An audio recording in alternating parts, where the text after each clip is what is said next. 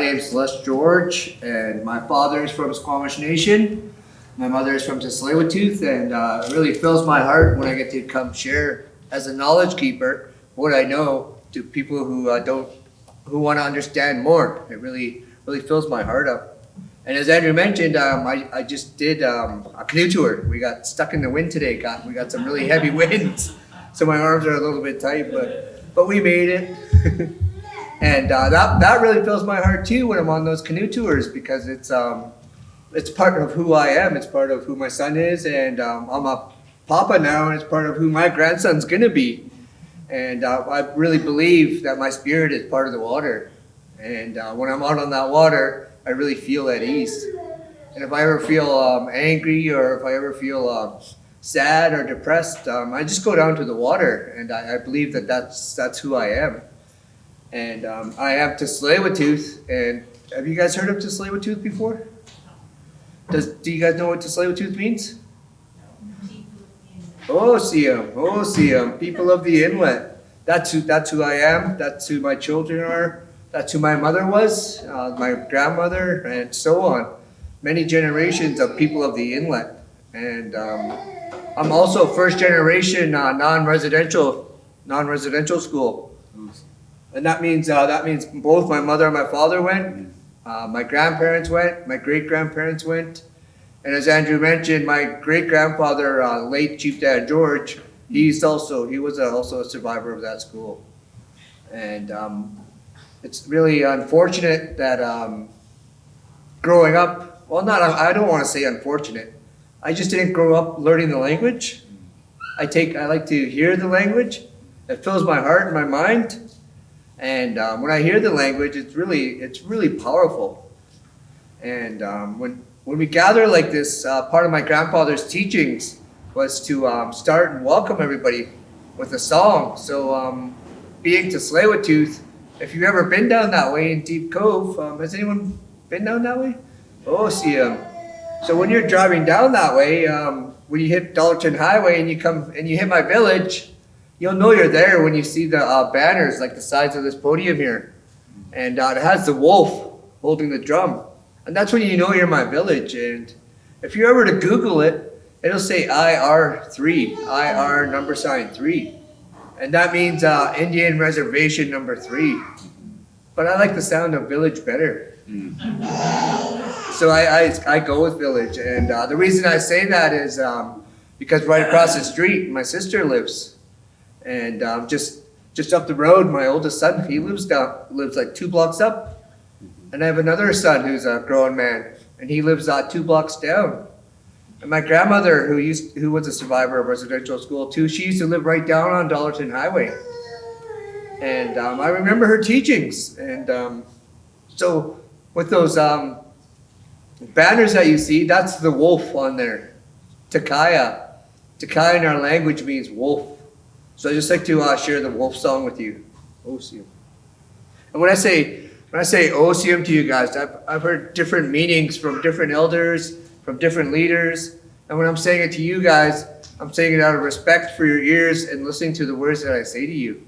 And whenever you guys have a question, and I'll come to you and ask it and try to answer it the best way I could, or my son will answer it. And whenever you feel it in your heart or your mind, you guys are welcome to say Osiem too.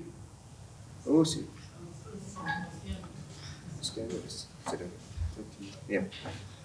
Takaya, our clan song, wolf.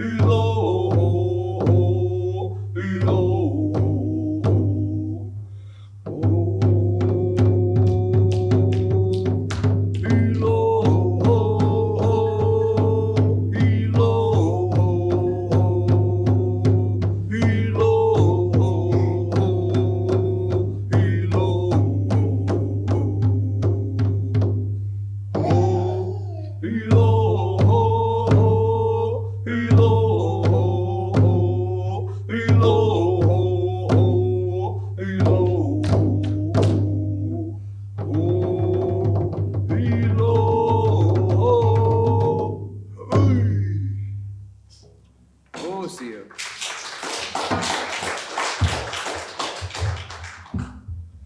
So as I mentioned, growing up with my parents going to residential school, I learned to go to church every Sunday. I learned the hymns in the church. I learned my prayers. I learned my rosary. I did the baptism and all that stuff. And I started learning my culture when I was 14. And as mentioned, one of the things that really took to me was the language. And the language, it tried to be erased. It tried to be erased from not only my people, the Squamish people, the Musqueam people, all across Canada and all across USA. Our language tried to be taken away from us. Is there anybody else in here that speaks a different language?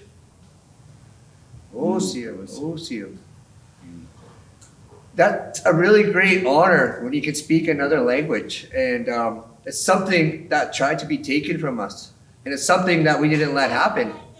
And unfortunately, I have an older brother, and both of us, we know words here and there, but we both have growing sons. I mean, we both have growing children. And I always like to brag about my children because they're both so culturally inclined that my youngest son, he through grade 10 until he's about maybe 22, he took Ho'okame'olum. And he understands it. He can speak it fluently. And I always like to talk about my oldest son because he can speak Ho'okame'olum too. And he can speak Squamish fluently. And he went all the way through to university to fulfill that. And my niece, she's one of the, coordinators? She's one of the coordinators. And also my daughter-in-law too is one of the coordinators there. So it really fills my heart when I see this coming back, because what I was told is that it's going to take 7 generations for this to clear itself out. And if you've ever heard, there's always a word that comes before reconciliation. And does anybody know that word? Osium. The truth needs to be heard first before the reconciliation can even start. And right now, we're just taking baby steps forward. And this is proof that we are at least moving forward.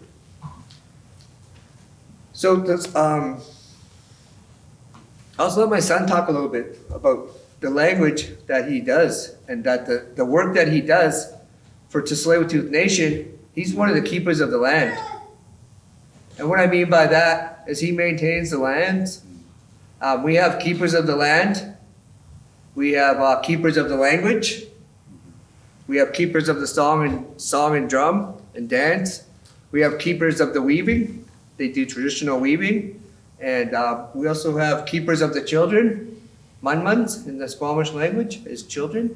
We have keepers of the children and so on. And in my heart, I know my son is a keeper of the language and a keeper of the land. Osio. My oldest son, Caleb. Hostisnat Elktanoyap, Anim Squalums, Quatch Tomia, Na me Atiti, Na Tquianate, to Squaquiams, to Snachum, to Snowayas, on Eam Squalums, Quinst Ewason to Tomeo, to Unsitza.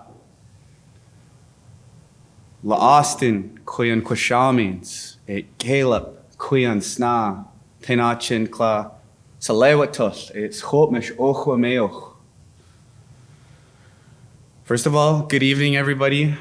I just shared a little bit about really how much it fills my heart and gives me Eam Squalowans, good feelings about being able to come here with my dad and share a little bit of teachings, a little bit of story, a little bit of Squaquiem, the stories, and a little bit of Snowayeth, the teachings.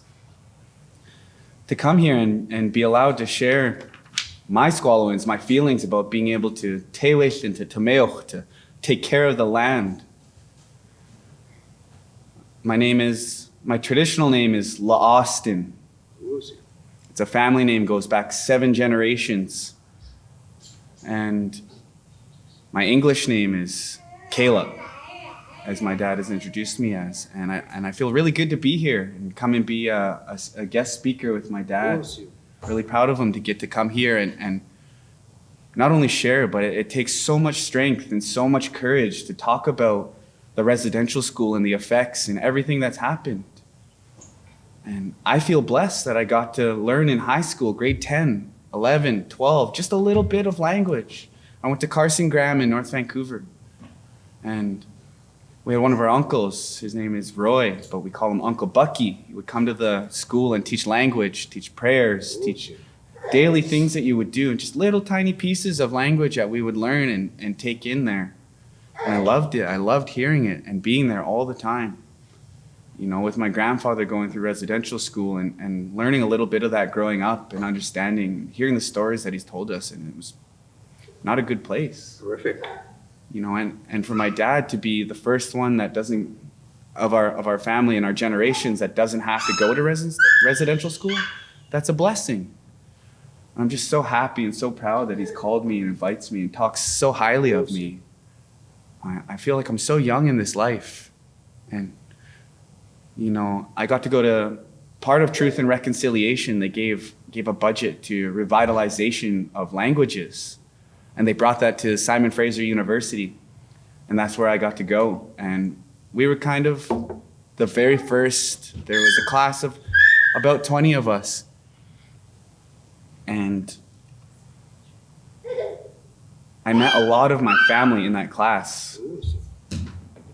And we were like the pilot program, that first stepping stone to that language revitalization. There was only I'm pretty sure it was something like 13 first language speakers left in our communities. And now over the last 6 or 7 years, there's only about maybe 5 or 6. And since I took the program in 2017, you know, there's been classes since then. I think it's about 5 or 6 years since I was in the course. And I'll share with you guys something I remember. It was an introduction to the course, and they wanted to know how much we really knew. And they asked us questions about what we knew and what our dreams were, what our goals were to take that course. And one of my goals was to learn the language so that I can pass it on to my family to come. Because I've always wanted to have a family, always since I was young. You know, as soon as I was 16, 17, 18 in high school, I knew I wanted to have a family. And just last year, I was blessed with a son. And one of my favorite things to bring from that, what I said to the language program, is I wanted to teach my kids how to speak language, how to carry that, how to be a first language speaker again, and bring that back, full circle, come all the way around. We happen to give him the name Sotate Moch, which is his name, Sotate Moch. And what his name means is the first part of his name, the Sotate. That part comes from our root word Sotich, which is the word for the northern wind. And the second part of his name, the Moch, is a suffix. And it comes from Siash Moch, the name, Siash Moch, who is our rain man. And there's stories of our rain man long time ago when our people would go through drought. He was like our rain god, if you may. And they would talk about drought. And he would have a longhouse, and it was built, and he had a door. And they said when we went through that drought, through that heat at that time, that all he had to do was open his door a little bit, and the rain would come. And you know, I'm so blessed to be able to speak language with my son and my partner, Brianne, and actually put that first step forward to teaching our young ones. We speak Squamish to them every day. You know, we mix in English there too. Just for when he has to go to school one day, you know, he's gonna need to know English. It's just the society that we live in now. But my job, oh man, I love my job. You know, I get to work just up You guys all know Burrard Inlet, just over here? Yeah, so I actually live, or work at the very, very top where the saltwater meets the freshwater in an old village long ago. It was called Inlewatash, where the saltwater meets the freshwater. And I play a really big part in going in there. And when I first started, it was very few jobs that we had. Our job was to go up there and take care of the fish, the salmon species that come up there. And when I started, it was just fish counts and cutting trails. And there's one other part of our job was we work hand in hand with BC Parks in the park there. So if you go to Burrard Inlet, there's a few sites that if you travel, it's north, but it's kind of like east of the Second Narrows Bridge and go up towards Indian Arm. There's a few parks up there. There's Bishop, there's the Twin Islands, there's Raccoon Island, there's Granite Falls, and all these campgrounds, they're campgrounds now, and this is why we work with BC Parks. And we do the cleaning up there, and we go around picking up trash or whatever we find, and doing our best to clean out the campsites that are there, because people tend to leave lots there, and it's part of our job to go and do that. And the name of the park that holds all these campgrounds is Sanukayam. And the name of that park is named after the two-headed serpent that used to live there, that used to go all the way from Bunsen Lake over kind of near Burnaby, and it would come all the way across and go across our inlet. And they named it after that, as well as our boat. And when I first started this job, it was counting fish and cleaning the parks. And we've evolved so much from there with so many connections. We work with SFU, we work with Oceans Canada, and we do water samples for them. We take samples of crabs and check toxicity levels. We do another job, we use a contraption called the CTD and Niskin, and it's, what does it stand for again? It measures conductivity, turbidity, and depth. And the other one, we check the salinity, the toxicity, the nutrients, all sorts of algae in the water. And I've only ever learned this through being part of the job and learning by other people and other companies coming in and teaching us how to really take care of this so that we can send these samples off and take samples. We've recently started doing clam harvesting. And we had to do quite a few years of testing of toxicity levels, because we live across the inlet from companies like the Chevron gas company over there, the factories, the TMX, the Trans Mountain Pipeline factories, and all these things that, I remember being around 10 years old and being able to go out on that inlet when the tides go out, picking up crabs from the water and bringing them home and eating, hearing stories of my late grandmother and all of her siblings. I think she had 13 siblings. And they would go out there, and that's where they would feed themselves. They would go out there, find crabs, find clams, find all these things.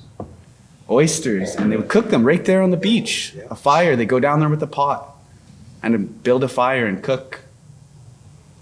And I remember hearing that, and I thought, wow, that's amazing. And I remember going out on the mud flats and their memories from a long time ago, and just going out there and walking around in the mud, knee deep in the mud, like in the ankles, up to your waist in water to find crabs underneath that you would just try to scoop up with a hockey stick or a rake, something. And that's how we would catch crabs. We wouldn't have to use traps. We wouldn't have to throw them out and wait and go and check them. We wouldn't need bait.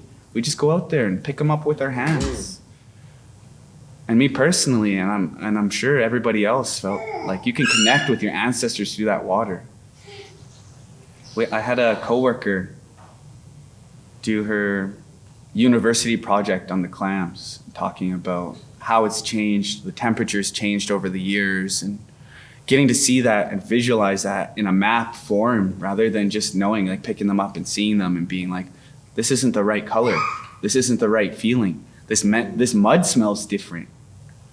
And for her to put that into paper and into work and into all this big project that she got to go do her university work on, and getting to be a part of that and see that was huge for us.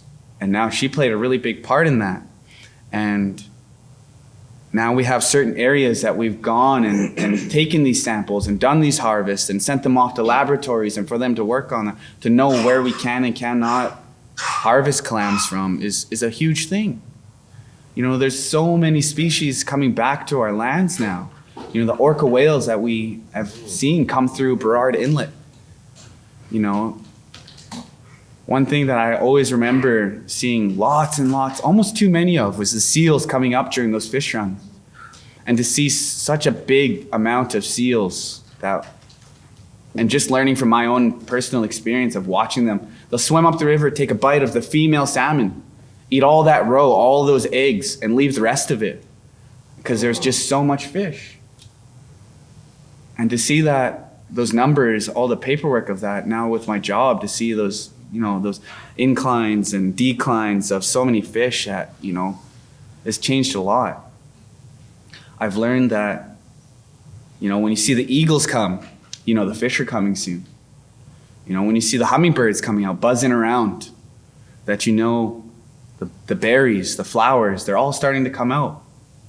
And it's just these little things that I get to learn about, just learning from the animals coming around, seeing all this come, knowing that there's so many seals out that could be a part of why these orca whales are coming so high up the inlet, because they eat them, you know?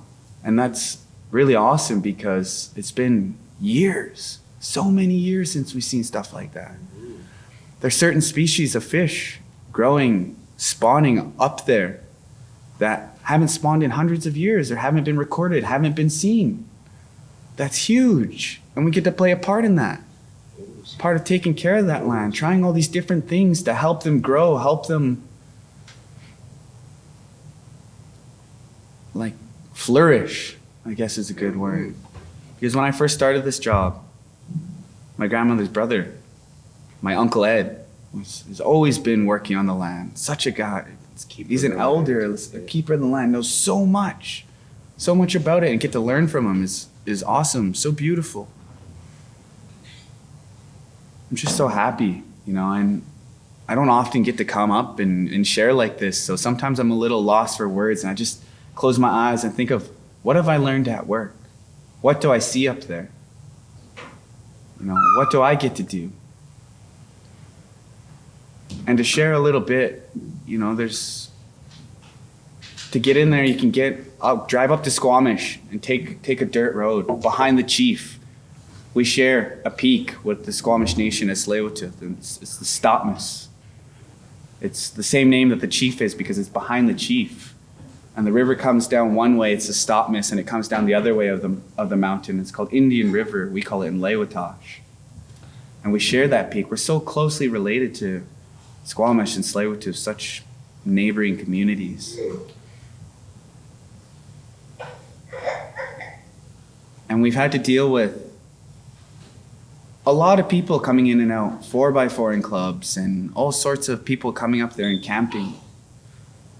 And ever since I started working that job and growing, I got to get myself a truck and drive myself in there, camp there myself. And to see so many people coming up there that just don't understand that they're actually on First Nations land. You know, ever since working there for probably close to in between 5 and 10 years on and off with, you know, going between SFU and back to work. And I've seen so many people drive that road that are just so disrespectful. And, you know, I find like cans of oil all over the place, garbage all up the road, and people that are camping on our territory. And a lot of the time we're totally okay with it. And we explain to them at work when we see them come up there during the week, hey, look, you can camp here as long as you're respectful. Stay here as long as you're respectful. And if you do happen to come across a nation member and they say, hey, I want to stay here, then you need to leave because this is our home and you're guests here. And a few times me and my partner have gone up there and camped there and found people in our campgrounds, and I'm like, oh, hey, we want to stay here. This is part of our land. and had them say, oh, well, me and my family have been coming here for years, so I'm just going to stay here. You should put up signs. And it was literally the week after we put up 3 signs in that one road that goes down to the campground that says, private property, no trespassing, for them to tell us. It really hurt me. And I told them, you know what? You have until tomorrow morning, and then I'm going to come up and I will move your stuff myself. You know, I'm a pretty nice guy, I feel like, some of the time, but being part of taking care of my land when people disrespect like that, I have no problem putting my foot down and telling them, get the heck out of here. It's part of being somebody that takes care of the land. You know, our river is closed to salmon fishing to help preserve it. The only people that can fish up there are us as nation members, to harvest food for our families. And we do. I get to fish, I get to bring it home, I get to share it with my family. Crabs. And crabs as well. Yeah. Anything that I can harvest, I get my hands on there and take it back. But we still find guys up there fishing. Oh, I'm just catch and release. I'm like, there's not even allowed catch and release out here. So either you go home or I'm gonna come over there and take your fishing rod and keep it for myself. A lot of people think that's really mean, but you know, I really want to enforce that because that's my land and that's my home and that's my territory. Salmon Village. Did you have a question back there? Yeah. I just wanted to know, can you talk a little bit about, you were talking about your way as you learning the language. So who was teaching you? Was it elders from Tsleil-Waututh? Or the elders of what kind of communities you built? Because you needed to revive the language. So I'd like to hear a little bit about that if I could. Yeah, of course. Yeah. So I have a relative. His name is Dustin Rivers. He is now part of Squamish Nation Chief and Council.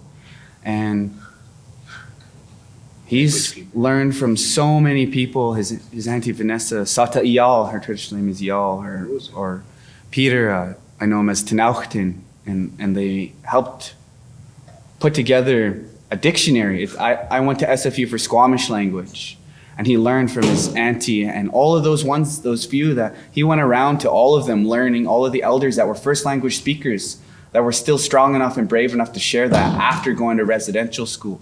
And he learned from them. And he learned language, and he put together groups that we would go and learn language with just him. Not as a school, not as anything, just because we wanted to pick it up and learn it again. Because language goes hand in hand with everything in our families. In the language course, we learned about our family trees. We learned about, you know, our songs, our dances, all sorts of things.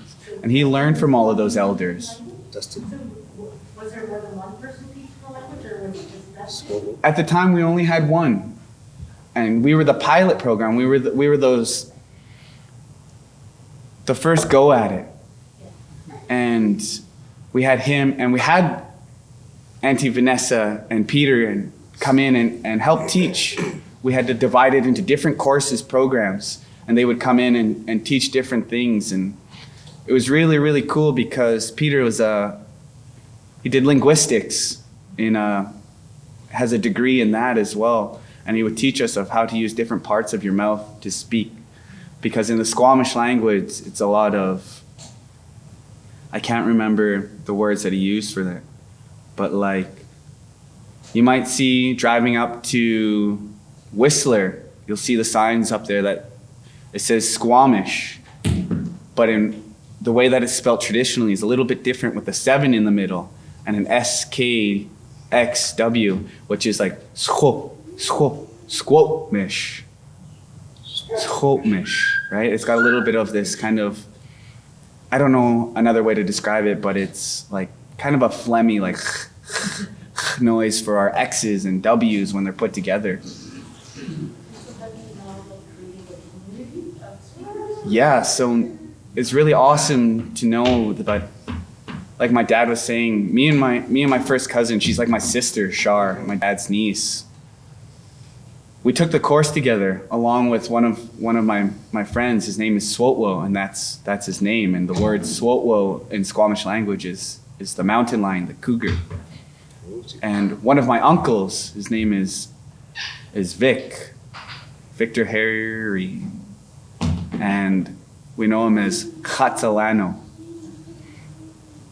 And through that course, they all became the next upcoming course, the next program that came through, they became teachers of the next program. Ooh. And then as they taught more students, some of those other teachers really or students took big initiative to become more teachers. Like my partner, she took the language program a few years after I did, and now she's a teacher. Oh, see. Yep. Were you teaching more languages or just Squamish? So the course that I took, they were only teaching Squamish for us, but I do know that they speak other languages too. I also took a little bit of courses because I wanted to stay at SFU for a little while they were still kind of building that. It was only a first year program at the time. And I wanted to stay at SFU because I got the opportunity to play college lacrosse there as well. Oh, see. And I took some environmental courses just so that I could piece together to stay there and continue to play sports. And I took some First Nation courses as well. And I had some Cree family that were in there, or they weren't family, but they became family. And they told me that they're taking their language at SFU as well. So that showed me that they are learning their language as well. That's as far as I know for other languages. I think at UBC they teach Hulkameelum and Hunkameetnam, which are two different dialects, really, really similar. We all are really similar dialects, but a little bit different. Yeah. Was your language traditionally a spoken language, or did you have a script to write it? I mean, before the colonists came, because I think they invented the script like the 7 you mentioned. So that 7, and I'll just talk a little bit about that 7 for a second here. That 7, this is the one thing that I'll always remember because it's called a glottal stop. I didn't know what that meant until I seen the 7. So when you go up there, it's not just really fast Squamish, like you say Squamish. It's Squamish. That 7. When you hit that 7, it's like a little pause. Squamish. And in the long ago, we would never write anything down, ever. Our people passed teachings down orally through going to gatherings, where they would share teachings verbally. They'd have huge gatherings of not just Squamish Nation, but families all over the place would gather and they would speak language and share teachings. And, in longhouses, they would have sometimes multiple fires. Tons of families that have each of their own section. And they would speak the language. There was never anything written in the long ago. It was all just spoken to each other. So I don't really totally know how to answer that question because the dictionary is something new. Reading and writing is something that came long, like more than 1,000 years later, right? Canada is 150 years old. Our language is 1,000-year-olds. My family tree that I'm fortunate enough to see from them passing down recordings of talking about families was scribed years later. And I have about 16 generations that go back. And that's a lot of generations. That's got to be at least 300-400 years old. Even 7 generations back is at least 100 years old. That's almost 2-3 times at least twice the age of Canada. We didn't have writing before then. We would go and visit people. If you wanted to learn something, you'd go to their house and visit them. There'd be no phones, no texting. You just walk, jump in your canoe and you paddle. And you go and learn from something because like my dad was saying, there's different kind of keepers for language, for hunting, for canoe building, for, weaving.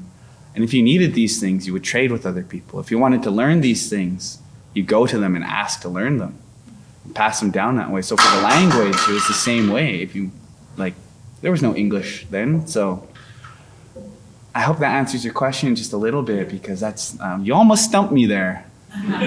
Because that dictionary, I don't know how old it is, and it doesn't even have all of the language into it. And there's so many different, it's so hard to translate words from one language to another. I could say Squalowin, and the best way I could say is feelings. And like, that's such a big word to describe, right? Feelings. Hot squallowings is good feelings. Kite squallowings is bad feelings. You could just say, it's just so hard to explain that. Yeah. I have a couple of questions. I'm very interested in languages. So you mentioned the dialects and that some dialects are close. So would you be able to understand someone who speaks the dialect of the region? Yeah, bits and pieces, because you know we. So it's basically one language with just some. Not exactly. Like, if you've ever seen the Homusclium,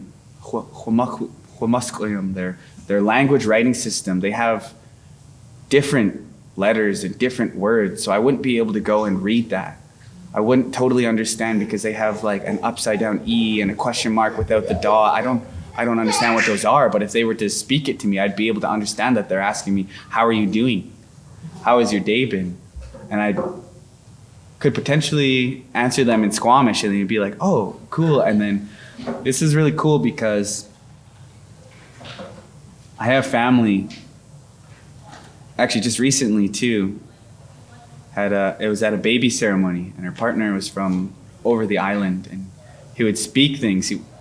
He said something to me and I forget the word that he said, but I understood it. It was like, for us it would be sosumk, which means stinky, and the suffix, the K, the k at the end of it refers to your back end. And he said a different word because his son is about the same age as mine, a few months behind, and they had a baby ceremony for him. And he said something. I'm like, does that mean he's got a stinky bum? And he's like, yeah, that's what it means. And I was like, no way. And that's from the island, right? And to be able to understand that, I was like, wow, that's huge. And I can't think of the word now that he said, but to be able to understand that, I was like, oh, so that's the same as if I said this.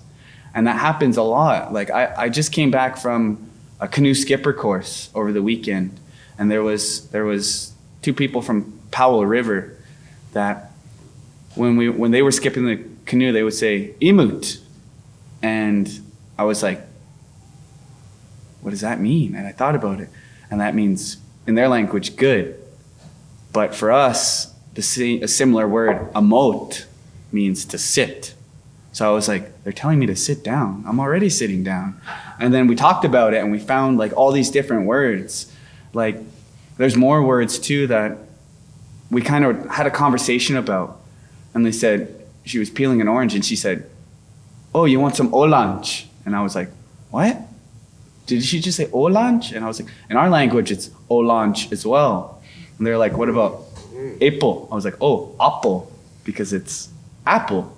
And they're borrowed words. That's the way that we understood that is that we said, oh, that must be part of the Chinook language. The Chinook language is like a whole bunch of languages pieced together so that tribes from all over the place would actually understand each other when they spoke. So it was really cool. So all of these languages, they are different dialects, and you can understand different pieces and parts of them. Like the Hunkaminam, they have a little bit different too, because in Squamish you would say stam, which would mean like, it's like stam tight, which is like, what's this? And they would say stemiti, which is the same thing, but it just sounds a little tiny bit different. And I could be wrong on the Hunkaminam version of that because I've been doing Squamish for a long time now, or not a long time, I mean less than 10 years. And Hunkaminam, I kind of just took a little bit in high school. Right? So there's bits and pieces that I can still understand people when they're speaking Hunkaminam, but not completely. Sometimes, like my younger brother, he actually took it after high school, continued to learn Hunkaminam, and my sister, my first cousin Shar, she also took both of them as well. And I would ask her, does this mean that? Does that mean this? When people are speaking on the floor and sharing at gatherings. Right? And I'd just be whispering. I was like, did he just say blah, blah, blah, blah, blah? And she said, oh yeah, kinda, but this word and this word are a little bit different. And it's hard to think of examples right now off the top of my head. Yeah. So I kind of just would explain in a scenario. Yeah. Is there much of a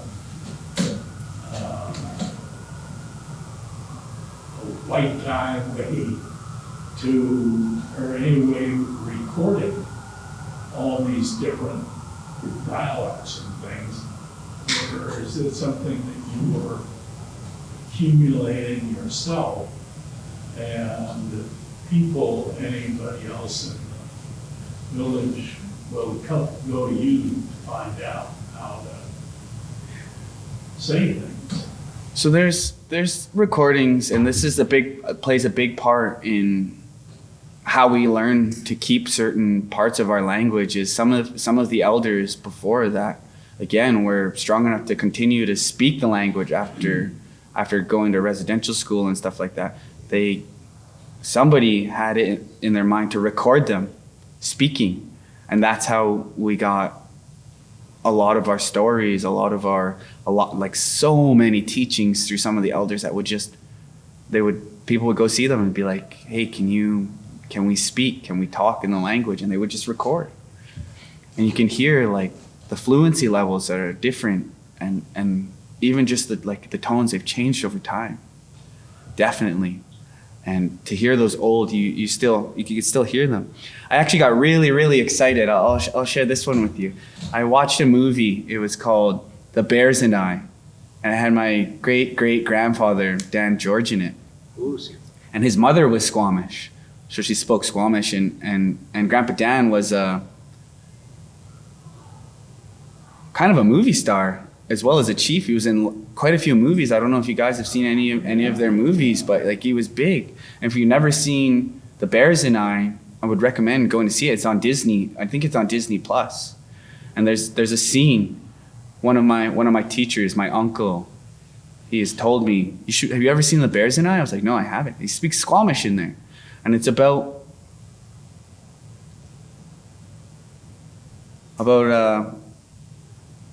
I don't want to spoil too much of it if you guys want to go and watch, but it's kind of about a young white man that went to war with a native guy's son.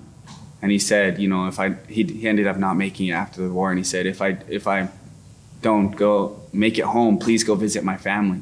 And he went over there and he ended up seeing a mother bear shot, and then took care of these 3 bears. And that kind of went against the natural order of things.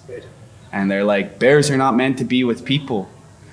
And he would speak language to them. And I heard him say, there was a part where he was helping the bears, one of the young bears that grew up and ended up getting shot as well. And he was trying to take care of it. And he brought it back to him, and he's like, no, we're not going to take this. He's like, Nam Chuk Tok. He said, you go home. You don't take care of bears like that. If it's meant to happen that way, it's meant to happen that way. It's the natural order of things. Yeah. And hearing different dialects, like just the fluency level of his Squamish, he would speak a little bit in there, and I'd be like, oh, I understood that. And to hear the way that he spoke and the way that I would speak is a little bit different. Like he's in the story, he said to the bear that wasn't eating, he said, "Eisen choch chenso," means eat, I said. And I would say, Nam choch eisen, I want you to go eat, or go and eat. But that little bit of the way that the old people spoke was just a little bit like hard to keep up with, because it's just the fluency was so much different. So much has changed. We have all these connecting words that we use so much, and it's kind of, I don't know how to explain it really. It's weird, but like English has made us speak. Okay, let me think here. So the way that, like, I would say to you, if you were hungry, I would say you should go eat. But the way in the movie it said nam or Asian chuch chinsod, it's you eat, I said. So it's not the same. almost the opposite. And I think a lot of languages are like that. And English is the one that's almost kind of backwards. So do you really find that the structure of the language you're speaking now is influenced by English? That in a way you translate certain phrases? It's I the find that in my own language, like Yeah. have been here and speaking a lot of English. When I go back home, I find sometimes I just structure yeah, my absolutely. sentence in a different way, Hmm. almost translated from English. So the way that we learned the language was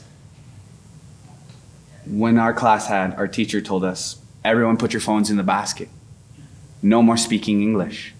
I'm going to teach you, and I want you to turn your English brain off. Because the way I'm going to teach you is, I'll teach you one thing right now, and it'll be like this.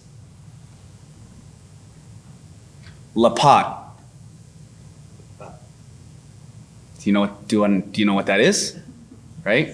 I didn't have to make you use any bit of English to know that that's a cup.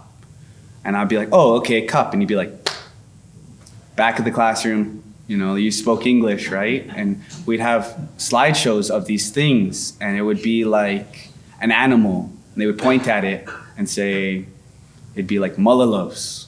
It'd be a picture of a raccoon. You're like, oh, raccoon. It's like, back of the classroom, like they make you try to turn that English brain off. That way, if you use it for sentences and connecting them, that it would really make you think. And we would have something called tables, and it'd be a person sitting on each side of the table, and it would be something like this, Nesh Lapat.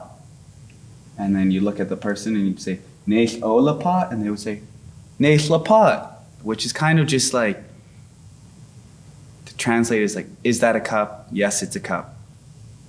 Is this a cup? Nesh O Lapat? How Knesh Lapat? That's not a cup, right? And you wouldn't be able to speak English, and you have people behind you helping you, saying, and we use ASL a lot, and we learned it I don't remember it now because I just speak it now, but so many hand gestures that, like earlier when I said like stomp, like I went like this, and it means like stomp tight. So that's a ASL for like. And it would use your brain to think, what does that sign mean? Oh, I remember what that sign means, and use your brain as well. I never became a teacher of it because I didn't feel like I was a very good teacher myself. I wanted to be able to just speak it with my future kids to come. And keeping up with so many things at once, I kind of struggled with, but with all those hand signs and everything that they taught, it's like, you piece so many pieces of the puzzle together to just learn, and it was just such a beautiful thing and a very, very hard thing for that structure to like. It kind of mixes up. It definitely like mixes up the order of things, the whole structure. So I totally understand what you're saying, and yes, absolutely, it does change it because a lot of the people. Yeah. Yeah, we're gonna. No, I want to share something before we finish. Oh yeah, okay. I think that'll be questions from one more. Yeah, we'll take one more, and then my dad will want to share as well. Maybe I got Schumann to talk also. Oh, yes. Go for it. I'm just wondering about your elementary school. How That's what I many- was going to. Oh, okay. That's what I was going to share actually. Oh, okay, yeah, Okay, yeah. I was just going to let Caleb finish, and then I was going to share. yeah.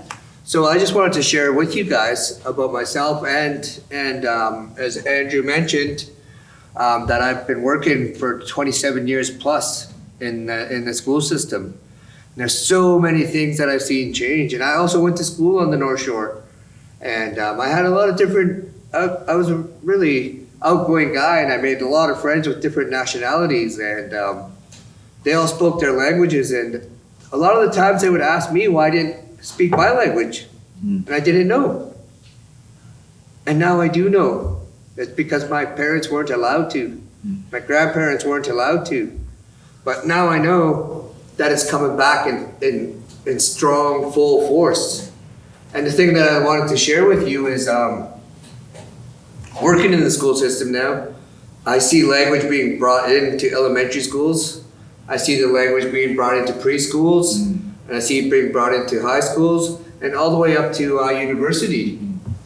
And there's not too many good things that came out of COVID, and we know that. And I always like to say that there's really one great thing that came out of COVID, and that's Tsleil-Waututh got its own school system.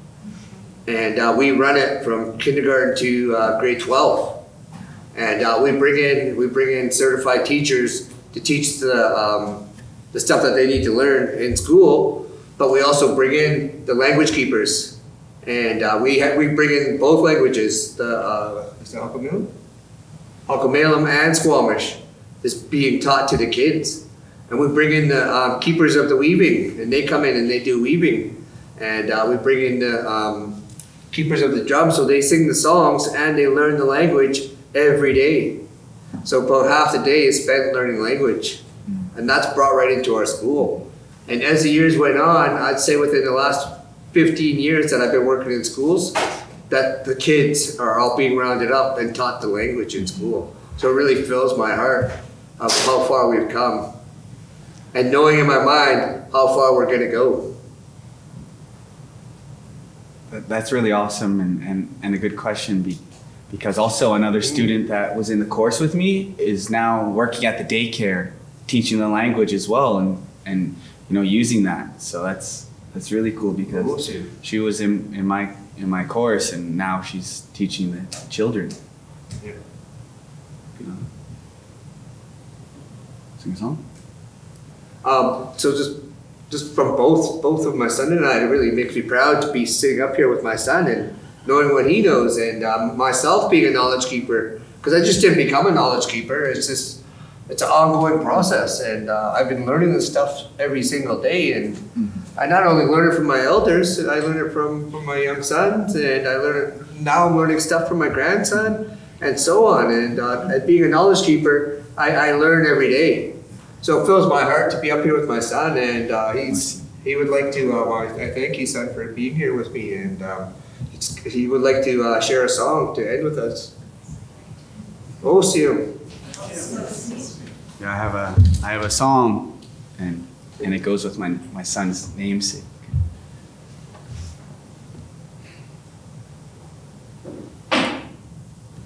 Don't be surprised if it rains after.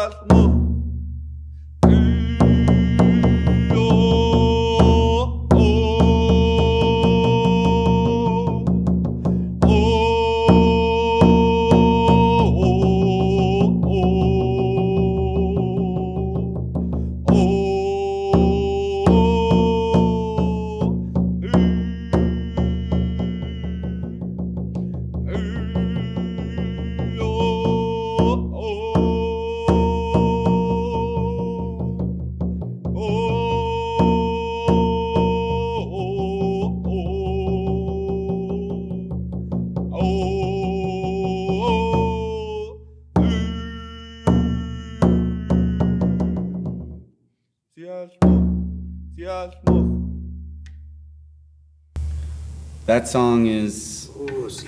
Siasmo, which is where that suffix of my son's name comes from, the much part. Siasmo, which was our rain man, and that was a song that goes along with that. We would sing that times of drought, when you need the rain, call to him, ask for rain. You could really, me personally, I can really feel that when it, kind of come in with that little bit of a light one, and then you get that steady beat. And I don't know if there's a dance to it. I haven't seen anyone dance to that song before. But to have that go, and then that fast part, the rain's coming, you hear that storm coming, the lightning, have it be the hard rainfalls coming in.